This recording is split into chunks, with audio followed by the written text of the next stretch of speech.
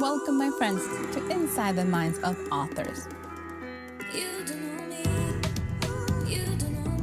I'm DC Gomez, and I'm thrilled you're joining me today for a fun conversation with a passionate author. We're kicking off the program, like it's our tradition, with a short reading from the feature book.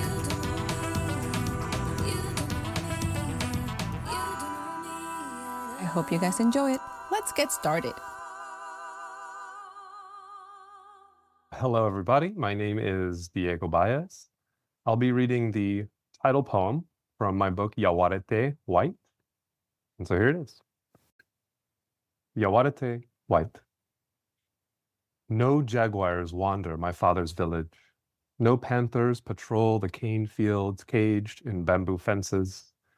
Nestled among the Ibiru-Tusu, what passes for a mountain range in Paraguay, the Cordillera Cawasu.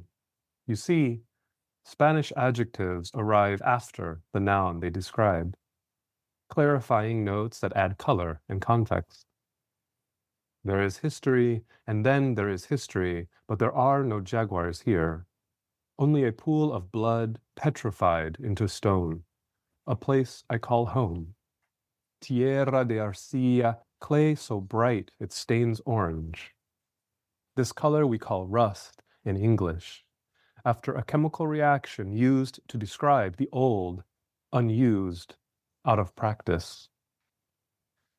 And it's true, no mountain lions roam my mother's hometown of Erie, Pennsylvania, wasted city of industry, named for the native people who once combed its shores, called Méchant du Chat by the colonizing French after the region's eastern panther.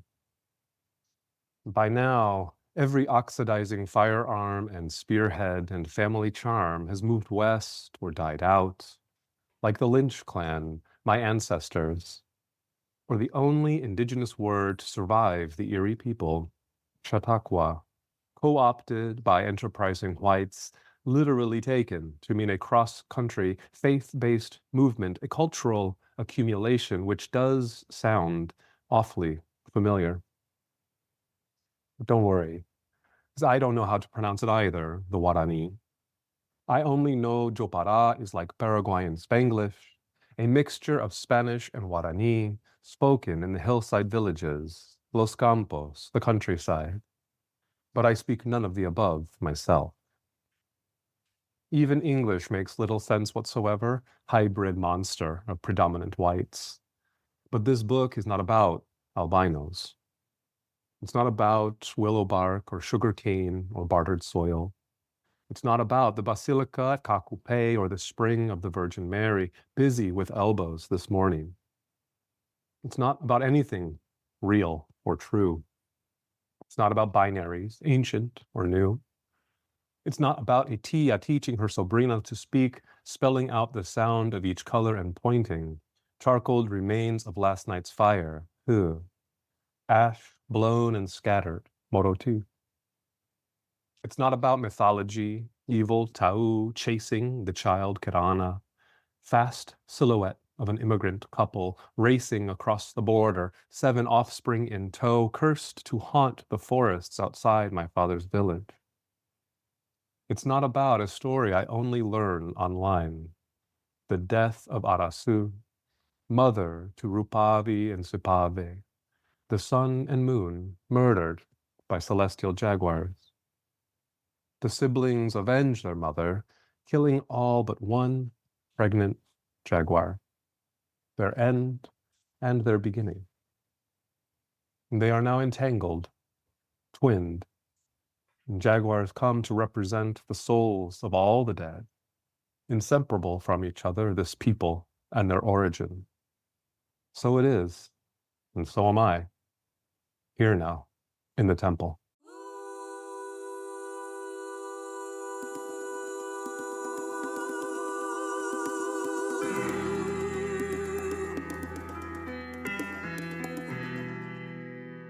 Hi, everyone, and welcome back to Inside the Minds of Authors. I am thrilled you guys are joining us today. We're here every Monday with amazing books and incredible authors. So I hope you guys enjoy that reading as much as I did. If you're new to the podcast, go ahead and subscribe. You don't want to miss a single episode. We're here Mondays. You want to make sure you stay in touch. Make sure you give us some loves. If you've been listening for a while, go ahead and give us a review, share with somebody. We're always better when we're growing together. And we're going to jump in because we have Mr. Diego. Hello, dear. How are you? I'm doing very well. Thank you so much for having me. This is awesome.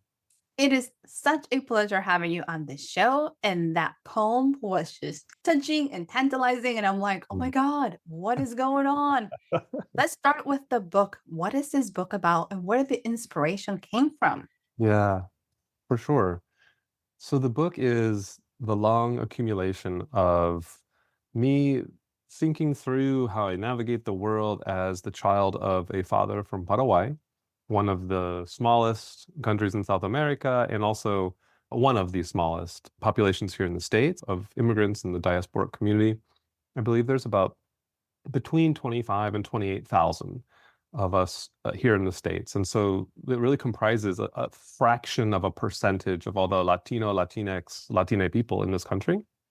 And so trying to sort of figure out, well, what does that mean? What kind of cultural differences and interesting experiences that maybe don't line up with maybe it's funny to talk about like the dominant narratives within a minoritized population, right? But like, it's odd to occupy this position of like a minoritized population within a minoritized population while also having to reckon and face and confront, and I don't know about reconcile, but certainly think about my mom's racial heritage. She's a white woman from Pennsylvania, and these two different strands are so different.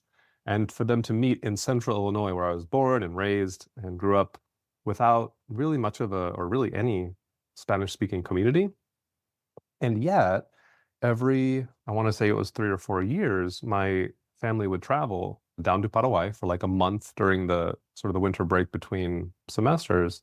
We'd like live there for like a month every 3 or 4 years. I'm so grateful for those experiences because it showed me a number of things, but most importantly, I think two things for me was that my family is there. So by now, dozens of us are down there, cousins and primos and tios and everybody, but also just the way people live in the world. And Paraguay, like any nation state, it's got its problems, it's got its charms, it's got its cultural curios. It was just such a marked difference to my like ex-urban upbringing in central Illinois to then see like how other people live in the world, people who are my family. It really just widened my scope for what it means to live on this planet. That seems a little lofty. Maybe not all that's in the book, but I really did try to distill a lot of those kind of clashing narratives and sort of how do they live within maybe for the most part one speaker, but there are some other speakers in the book who are certainly not me, but most of it is coming from this pretty closely aligned with my own experiences. That is such an incredible perspective and such an insight because I'm Dominican. I grew up in the island and moved to the States. So I have a very different narrative in terms of how I see the culture. And I also grew up in a very immersed Latin community in Massachusetts. So to have the narrative change and be able to say, okay, who am I? What am I in this community? And where do I fit in? I've heard it described the in between worlds. Oh, yeah. And you're very much there. So Yeah. putting all of this together into a narrative to share with the world is beautiful. How long did it take you to put this book together? I found a draft of one of the poems, a poem called The Skin, which sort of plays with skin tone, skin shade, skin color as a demarcator of difference. Growing up, especially as a young child, like certainly pre-adolescent child, that and the language were the two biggest, just immediately noticeable differences because we would be coming from central Illinois during the wintertime when we wouldn't have seen sun for weeks and months or whatever. And so we'd be all pasty white and we'd go down there and we stand out as the gringos from North America. But by the end of our month there, then we would have, maybe we should have been wearing more sunscreen, but we would be quite tan and fly back to the States or back to central Illinois and then stand out for the opposite reason. Because now we're like these baked boys. I have two younger brothers. And so a lot of the poems are written from the perspective of, even if it's not a first person plural, they're always there with me, at least as I was writing them. I only realized recently that not as many of the poems as I thought were written from like a first person plural. Most of them are singular. but they're always there with me. But when we'd return to the States, we'd be darker. As I, grew up as a person, but also sort of evolved as a writer, I had the blessing of one mentor in particular, Rigoberto Gonzalez, who really, he both took me to task and kind of nurtured my understanding of like widening the conversations or broadening the conversations or just the language that I use to describe those differences, because they can very quickly become reductionist. And it's very quickly like, oh, lighter skinned speaker, darker skinned like others. And he really drove my attention to that. And like, Diego, it's fine that like that was your first perception growing up, but these poems are not written from the perspective of a child. It'd be a different book if they were. But as a grown-up over the course of, to answer your question, like 12 or like almost 15 years now, really being able to appreciate that like that superficial difference, while important, certainly, there has to be ways to deepen it. And so this poem that was one of the first I wrote that really tried to do more with the notion of skin color as a differentiator, and adopted like a tiny little snapshot history of crayon names and how they have evolved as well. It turns out that some of the older crayon names from like the early 20th century were like totally racist, and they have since been, I don't want to say sanitized, but also like thankfully updated to reflect more current sensibilities about how we talk about shades of color, right? And so that poem, though, I think that's the only one that's quite that old. But 2008, I had a draft in my email. It's funny, I cringe, but also it's like, it's time to let that poem free. Now it's in the book, it can live on its own, and I can move on and write other stuff now. Every process takes different time and Mm, maturity levels change, not just in us, but also in the writing and the mm, things we're passionate about and how they become a living entity. I like the fact that you said it's time to let you free and have other people embrace it. And here you go. mm, So, as a writer, you're writing poetry that is very free verse. You're writing these amazing passages. What else have you been working on? mhm. I have been obsessed with, this is a kind of a hard turn. I've been obsessed with Formula One motor racing since the pandemic. I know, yeah, I'm sorry. It's kind of Okay. it came out of nowhere in my life as well. I'm not huge into sports anyways, like no shade, but that hasn't been my bag. But during the pandemic, I started watching this Netflix show called Drive to Survive, which is a ridiculous name for a show. But I tell you what, it taught me one thing, is that I can also get obsessed over sporting events. But also, they taught me a little bit of empathy, because it wasn't that hard for me then to say like, oh, I get it now. Like basketball is the closest one to me, but I don't watch a lot of it. But like football is very distant to me, other sports as well. But I was finally able to be like, oh, right. What I'm feeling about motor racing, which a lot of people aren't into, that's how other people feel about sports too. And it really taught me a bit of empathy. I have been deep into that. I still am. And I've been writing poems, not like about F1, but sort of taking what I feel at liberty to take, because these are famous people. They're like celebrities. They're also very wealthy. I don't have any reservations kind of co-opting some of their points of view and kind of writing from these drivers' points of views. Or there's a lot of latent and not, and also very on the surface sort of homoerotic or homosocial relationships that both don't get talked about, but are obviously, it's like hard to ignore. It's very much there. And so I'm very much interested in that. I'm working on a chapbook of poems sort of around F1. That's like my next, poetic creative endeavor. Since obviously before the book has come out, but also for just a long, long time, I've been reviewing books. I review a lot of books, and I don't even know where to start with this. I find it very rewarding. I like reading. I try to prioritize debut books by writers who are Black, Indigenous, or people of color, because I will tell you, it has taught me a lot too about what I would want to write, because I can read all these emerging poets who are doing new and different and dangerous and risky things, and I get to read it a little bit ahead of time. I don't get paid a whole lot, but it's not nothing. But it just has exposed me to so many incredible voices of folks who are coming up, and it's just been a great opportunity to celebrate these other writers and to lift them up and say like, look, I do a lot of writing from the Booklist magazine, which is catered specifically to librarians. And the idea there is, even if a book maybe doesn't exactly land with me, well, in that capacity, my job as a reviewer is to kind of find an audience for them. I don't know. That just seems like a much better use of my time and my skills or abilities. It's not academic writing. I'm not here to unpack and scrutinize everything. It's really like, let me find what this particular poet or this particular writer is doing well. Let me lift that up and try to suggest it for the right audience. I can't help it. I think I'm going to keep reviewing books for like the rest of my life because it's just so rewarding. Diego, that is such a beautiful way of saying it because so many times we listen to reviewers and you only hear the negative. You're like, oh, there wasn't nothing good in this book. You found nothing at all because every book has an audience. So the fact that you go in there looking for this might not be for me, but if I can find the audience for you, I have done a great job. Like that is such a like an uplifting way of looking at reviews that makes you go like, that is pretty awesome. I love it. Yeah, yes. You have been immersed in literature for a while. You get to experience it. You're a poet. Where do you get your inspiration from when you're down and like, I'm exhausted? How do you pick yourself up? Yeah, that is a great question because I feel like that's the kind of question that I don't want to say it never gets old, but it never totally ever goes away, right? Because as writers, I think we respond to that question in different ways all throughout our writing careers or creative careers. And I will say that for the book, for Yaguarete White, so much of it seemed easily accessible to me. A lot of them are memory poems, which isn't actually a term that I use, but a reviewer referred to them as memory poems. I'm like, yeah, that's exactly what they are.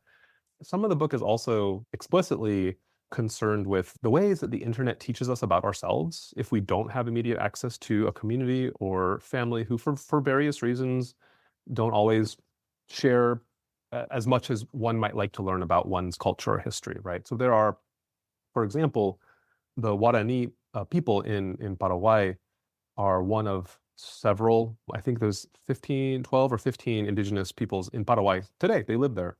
They have been, much like in the United States, they have been relegated, pushed off their lands. It's not great. It's like in the US, it's not super great.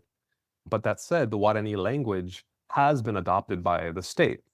So it in the Constitution is one of two official languages, which is a beautiful thing. It's very rare. There are very few countries in the world where an indigenous language is codified into the language of the nation state.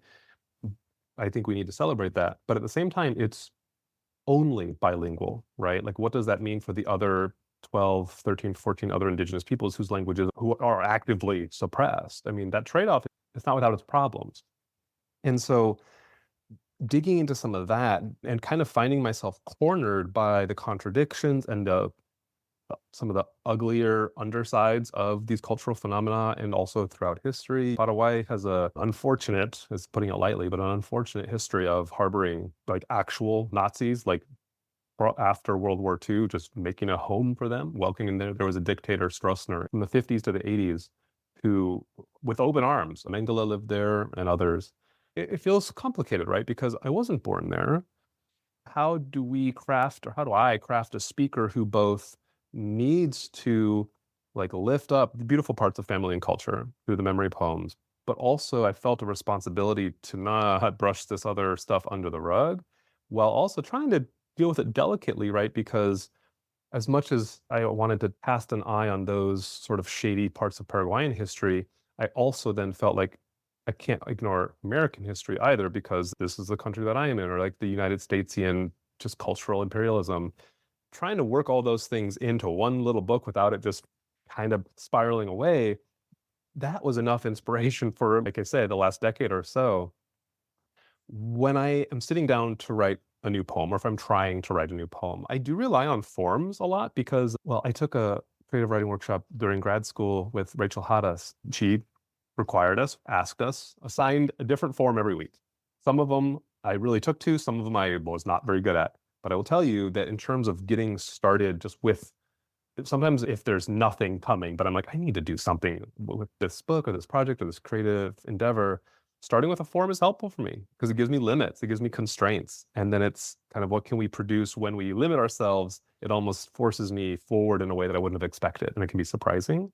There's certainly still more that I would like to explore with regard to Paraguayan history, and certainly my mom's side of the family. They make it into this book a little bit, but there's more there.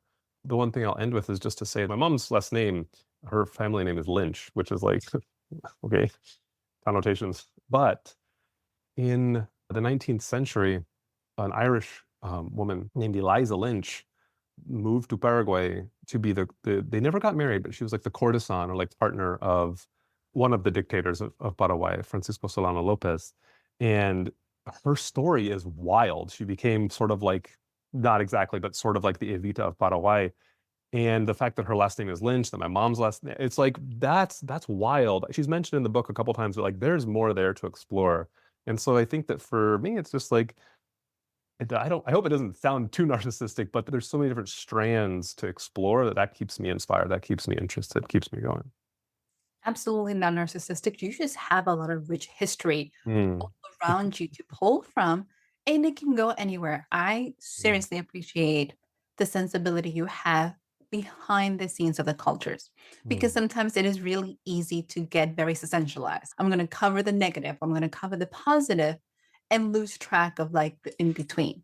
And be able to give the richness, like a true believer that nothing's 100% good and nothing's 100% bad. It is those shades that makes us human. yeah. So by acknowledging it all with the same sensitive taste to it and understanding that there's so many layers to it, it makes them real, or else you're just Yeah.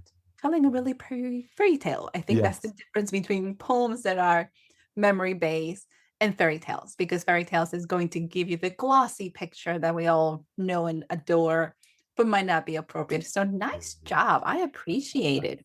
Mhm. Dear, what advice would you give an up and coming poet that is Mhm. getting ready to say, hey, I'm going to go tackle this? What would you tell them? I think a lot about this. I think I would have to approach this in two ways because I think about what would younger Diego, who was maybe had just finished undergrad or earlier educational experiences, hadn't yet decided to pursue poetry school in a more formal way and an MFA, what would he have needed to hear, or how would he have thought about this book that I can actually produce? It's like a thing in the world, which is still kind of wild. And I think younger Diego would have been of two minds. Like on the one hand, amazing, great. This actually looks like everything I would have wanted. And then immediately following that, what took so long? Because I really admire the writers who are able to put together a first book, they put it out, they put together a second book, they put it out. And it is remarkable the number of which are like all like very little filler. There's like banger after banger. Like, wow, you put a lot of work into this. You're very talented. And so for a younger writer who is kind of got that momentum, got the propulsive energy, chase that, follow that, like dive into that and try not to let that sort of stall or stall out or fizzle out, I guess is a way to say it. On that same hand, though, I try to give myself a little bit of grace because I'm older. I'm like non-traditionally, a little bit older to have a debut book. But by that same token, there are things in the book that a book wouldn't exist if I had put it out early. I had an opportunity to publish the book in like 2017 or so with a press that I did a little inquiring, and some folks had like, mixed experiences with the press. And it turns out to be a gift in retrospect that I declined that because it was only a few years later that my daughter was born. And having a child in the world expands a whole new dimension of when I think about inheritance and heritage and lineage and legacy. Those are questions that stopped with me and stopped with a lot of the speakers in the previous version of the book. Because a lot about like fathers and mothers and ancestors and then me. But then to expand it forward really just complicates it in a beautiful, and I think it's beautiful and interesting and challenging way for sure, because with all of the introduction of a child into one's life, turns out there's a lot to do. There's a lot to take care of with a kiddo. And so I'm not telling emerging writers to like start a family, that'll solve all your problems. No, but it will make for new and interesting poems. Those other parts of ourselves that sometimes not everyone has this problem, but I have in my past kind of partitioned off parts of myself. And when I departition those parts, even when it comes to like work or even like friendships, I think, or weird hobbies or weird interests, some of my favorite writers have like fully gone deep into the like weird niche interest bucket, and the writing they're doing is incredible. Rosebud Benoni is writing these poems based on the elements from chemistry and physics, and it's incredible and so weird and wild. If she felt like that was something that was off limits or not like appropriate for poetry or whatever, the world would be the worse off, because the work that she is doing is just like mind bending and incredible. I guess those would be sort of some of the hopefully relatively helpful sort of ways forward for folks. It does. It's one of the things that I think when it comes to poetry is inspiration comes from within. And it sounds kind of like every author says, no kidding, but you guys are pulling from life. I have a separation where my books go that my life doesn't have to be involved if I don't want to. For Mhm. you guys, is pulling from the thread of life and putting it into your work, which is a little bit much more closer knit than anything else. So I love that advice. Absolutely. So tell me, dear, where can people find you? Where they can get this book? Where they can learn more about you? Yeah. So the best way to find me is through social media. I've come around to Instagram. I'm a very late adopter. I like it. People, they have very artistic sensibilities. I love seeing that. So on Instagram is a great way. My website, diegobaez.com. Let's see. So I'll be in Knoxville, Tennessee in May. I hope to have some more travel this summer and then into the fall as well. There's an anthology coming out in September to align with Latinx Heritage Month. The new Latino anthology put out by the Library of America that they're doing a whole lot of programming and they're scheduling events all around the country. So for this fall and next spring, and I'm very excited to have the title poem for my book will appear in this anthology, Places We Call Home. I'm very much looking forward to this. I have never had a poem anthologized, and so this seems like a very special and important thing. And I guess I will also say this, I'm just thinking about, we were talking about emerging writers too. I would always prefer that somebody reach out or get in touch. I know that I feel like I've missed some opportunities just to connect with folks because I felt like, oh, I don't want to write this. I don't want to send a message to this famous writer because, who am I, whatever. But I will tell you that more often than not, the big writers who I've been fans of, they have been kind. They have taken some time. They can offer some perspective and encouragement. And I don't know that I can promise the same for everybody. But I am not someone who won't want to have those kinds of conversations. I would love to be contacted and to reach out. That also goes thank you so much for having me on this show so that I can hopefully, connect with some of your listeners as well, your audience. Ooh, I love it. So, listeners, make sure to check out Mr. Diego. Check out the book, check out the website, and make sure to find them in person. You're going to love it. So, dear, before you leave us, are you ready for the lightning round? Yeah, let's do it. Super easy. Don't think too hard on this. Cold drinks or hot? Hot. Yep. Okay. Spicy or sweet? Ooh, that's easy. Spicy. Always. Okay. Spicy, cut sweet a little bit, pineapple with some spice. That's my jam. Nice. Hotel or camping? Hotel. I know. Hotel. Always. I'm the same way, so don't make the face. I'm with you. Don't worry about it. Summer or winter? Summer. All year. All year. Just give me summer all year round. Move to Texas. We got you. It'll be Yeah, fine. yeah. Here's a little different. Let's see how you do with this one. If your life had a theme song, what would it be?